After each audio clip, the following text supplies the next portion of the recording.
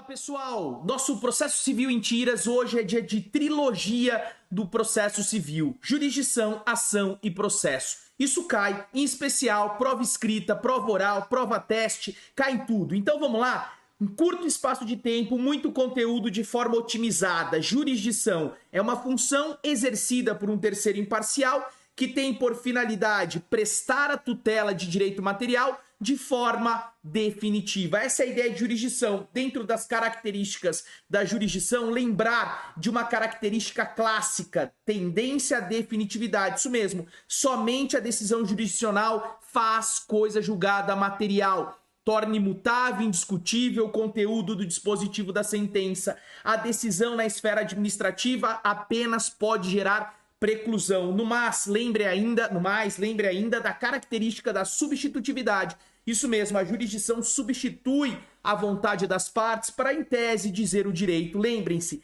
a aplicação do direito não é da vontade do juiz. A vontade do direito é efetivamente a prestação da tutela de direito material. Ao lado dessas características clássicas, lembrar de uma característica contemporânea, criatividade. Isso mesmo, a jurisdição também tem uma função criativa. Criativa no sentido de criar a norma decisória do caso concreto. E criativa no sentido de que as cortes de precedentes dão coerência e integridade àquela ideia de unidade na interpretação do direito. É a famosa função nomofilássica, a função de trazer unidade ao direito. Dentro do contexto de jurisdição, não se esqueçam dos princípios da jurisdição, em especial aqui, juiz natural. Não há juiz ou tribunal de exceção. Os juízes são aqueles previamente definidos em lei, a partir de regras abstratas de competência. Pois bem, classificando jurisdição, eu tenho jurisdição contenciosa, essa tradicional, na qual há uma lide, um conflito de interesses qualificado por uma pretensão resistida. E, por outro lado, a jurisdição voluntária. Para o seu concurso, muita atenção. Jurisdição voluntária é a administração pública de interesse privado. A teoria administrativista é a que prevalece. Assim, não há partes, mas mero interessados. Não há pedido, mas mero requerimento. Não há coisa julgada material, mas mera preclusão. Não se exige juízo de legalidade, mas um simples juízo de equidade pautado em conveniência e oportunidade. Show sensacional. Olhem só, esse é o primeiro instituto fundamental. Ao lado dele nós temos ação. Ação, num plano abstrato constitucional, é o direito de postular, de demandar em juízo. Já num plano técnico operacional, é o direito de se obter uma resposta de mérito, seja ela favorável ou desfavorável, presentes às condições da ação.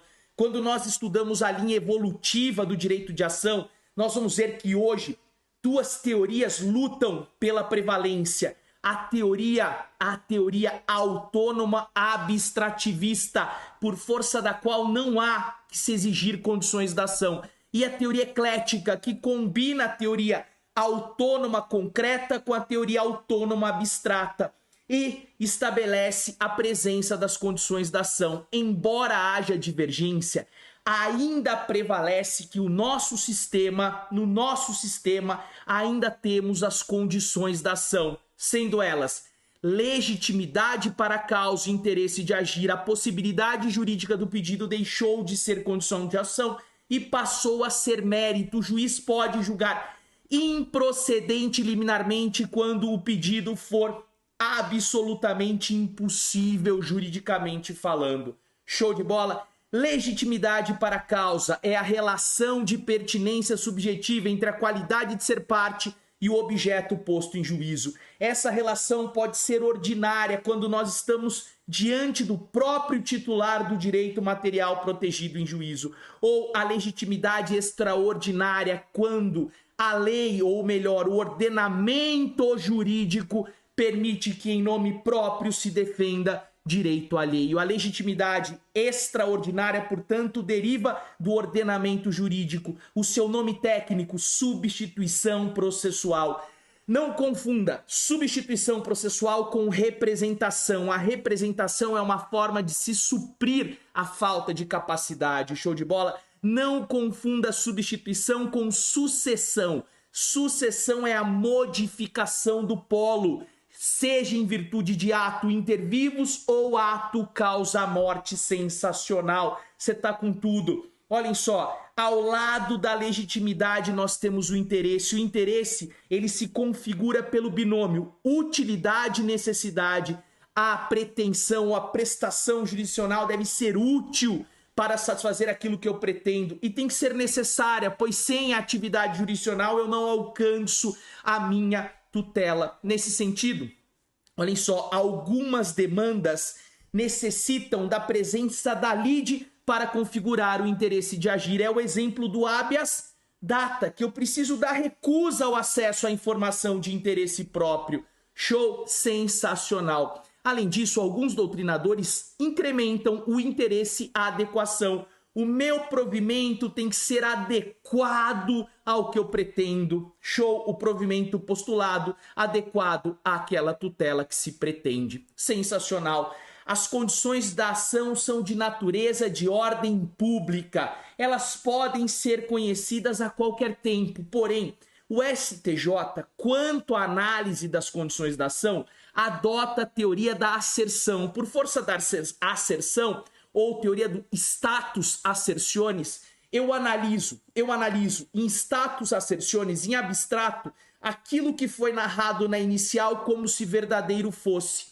Portanto, uma vez analisado presentes as condições da ação, futura produção probatória não é condição da ação. Uma vez verificado após a produção probatória que não se faz presente uma suposta condição da ação, como por exemplo a legitimidade, isso passa a ser mérito. Eu só analiso condições em status assertionis no início do processo. Sensacional, essa questão vem caindo muito.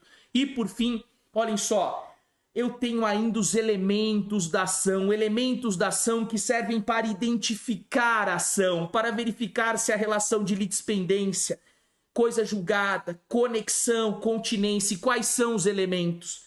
Partes, causa de pedir e pedido. Parte, em um sentido de parte na demanda, é quem pede em face de quem se pede. Um conceito mais restrito. Olhem só, parte autora, parte ré. A pluralidade de partes, nós temos o litisconsórcio. No mais, causa de pedir são os fundamentos fáticos e jurídicos que sustentam o pedido. Existem duas teorias que buscam explicar a causa de pedir. E aqui no Brasil prevalece a teoria da substanciação, por força da qual, olhem que bacana isso, a causa de pedir, para identificar a ação, interessa efetivamente os fatos e não os fundamentos jurídicos. Cuidado, não confunda a teoria da substanciação com os requisitos da petição inicial. É requisito da petição inicial tanto os fundamentos fáticos quanto o jurídico, mas o que identifica a ação por meio da causa de pedir é ou são os fatos. Sensacional. Olhem só, ainda dentro de causa de pedir, cuidado. Eu tenho a causa de pedir ativa, que são os próprios fundamentos do direito, e a causa de pedir passiva, aquilo que sustenta efetivamente o comportamento do réu, que vai dar ensejo ao exercício do direito do autor. Eu descumpri um contrato. Olhem que bacana isso. Eu descumpri um contrato. O contrato em si, fundamento pedido, causa de pedir ativa, e o meu descumprimento justifica o ingresso da ação para exigir o seu cumprimento, causa de pedir passiva. Sensacional, não confunda fundamento legal, artigo de lei, com fundamento jurídico, que é a qualificação jurídica dos fatos. E por fim, pedido. Pedido nada mais é do que a tutela jurisdicional pretendida e o bem da vida almejado. Tutela jurisdicional pretendida é o pedido imediato e ela pode ser condenatória, declaratória ou constitutiva, conforme nós vamos estudar nas próximas tiras. E o pedido imediato é o bem da vida almejado. E por fim, processo. O processo, após muitas discussões, evolução teórica, nós temos que ter a ideia que o processo é uma relação jurídica instituída sob o crivo do contraditório, caracterizada por uma série de atos visando uma sentença final. Nesse sentido, eu tenho a dimensão subjetiva, que é efetivamente essa relação jurídica, e a dimensão objetiva, que é o procedimento. A relação jurídica processual ela é autônoma em relação ao direito material. Ela também é triangular. E cuidado, o processo se forma com o protocolo da inicial. A citação apenas integraliza a relação jurídica processual. A doutrina diverge sobre os pressupostos processuais, tendo-os de existência, por força do qual o processo passa a existir, e o de validade, aqueles que referem-se à efetiva validade do processo. De existência, nós temos, de um modo geral, a investidura do juiz. Não há processo sem juiz investido. A capacidade de ser parte, que é a capacidade de direito. Pois bem, nós temos ainda aqui como pressuposto de existência a ideia de uma demanda. Não há petição, não há, melhor dizendo, processo sem o ato de demandar. Por outro lado, nós temos os pressupostos de validade. Se eu tenho um juiz investido, para alguns eu tenho que ter também um juiz imparcial, mas como pressuposto de validade. Outros dizem que é verdadeiro pressuposto de existência. Ainda dentro desse contexto de pressuposto de validade, eu tenho que ter um juiz absolutamente competente. O relativamente competente, a incompetência relativa, ela vai prorrogar-se caso não alegada. Se eu tenho capacidade de ser parte, eu tenho aqui capacidade de estar em juízo, que é aquele fenômeno correlacionado à capacidade de fato. Eu ainda tenho que ter uma demanda apta, ou seja, uma petição inicial apta para dar início ao processo. Eu tenho que ter uma citação. Reparem que a citação é pressuposto de validade, mas é um pressuposto de validade cujo descumprimento implica num vício transrescisório. Eu não vou alegar isso sequer em ação rescisória, eu vou alegar em querela nullitatis insanabilis. E, por fim, alguns requisitos correlacionados à regularidade formal, como, por exemplo, uma procuração concedendo a capacidade, ou melhor, implementando, incrementando a capacidade postulatória. Show de bola? Matamos a trilogia processual. Até a próxima. Vamos com tudo.